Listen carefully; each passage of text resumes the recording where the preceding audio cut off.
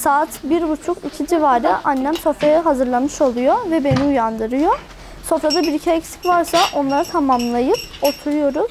Gel git markete bir tane salça al gel, yemek yapacağım, tamam?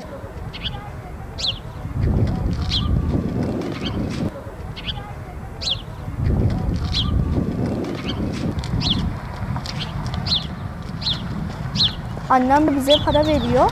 Gidiyoruz, hem kendimize bir şeyler alıyoruz oruçlu olduğumuz için, hem de evin bir ihtiyacı varsa onları alıyoruz.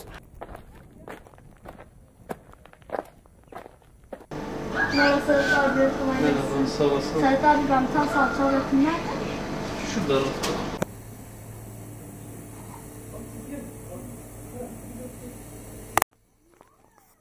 Serhat abi, Tamam.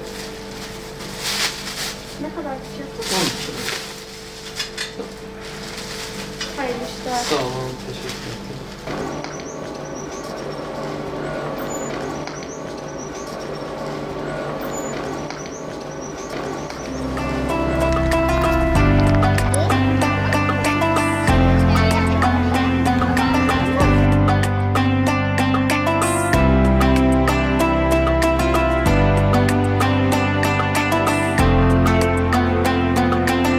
Sabah saat 8'de uyanıyorum.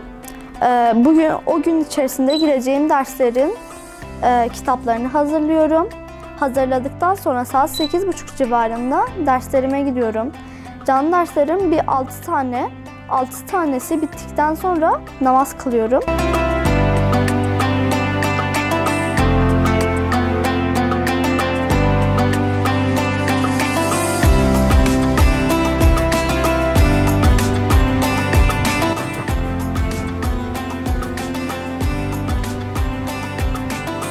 Mukabele, Kur'an-ı Kerim mukabelemiz var.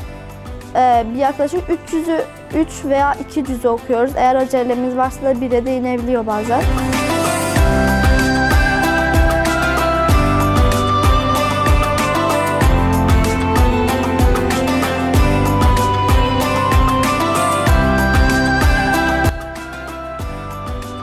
Biraz dışarıya çıkıyorum. Kardeşimle beraber oyunlar oynuyorum.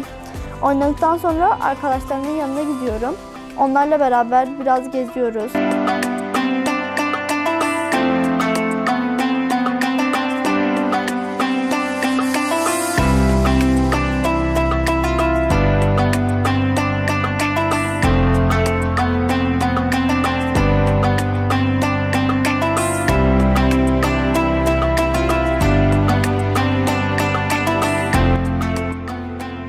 Evde anneme yapabileceğim bir iş varsa onları yapıyorum.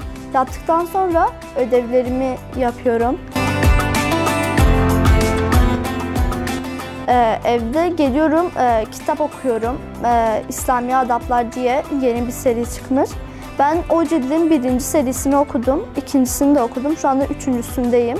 İçinde çok güzel adaplar var. Yatma adabı, işte okula gitme adabı gibi. İçinde yeni bilgiler öğreniyorum.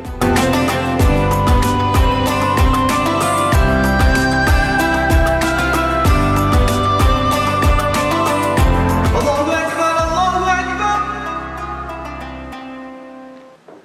Allahu Ekber, Allahu Ekber. Ramazan ayı aç kalma ayı değildir. Allah-u Teala'ya ibadet etme ayıdır. Rabbim hepimizin tuttuğu orucu, yaptığı ibadeti kabul etsin inşallah. Bire beşir versin Rabbim bu mübarek ayda. Sofralar bereketle dolsun, içimizde dualar eksik olmasın inşallah.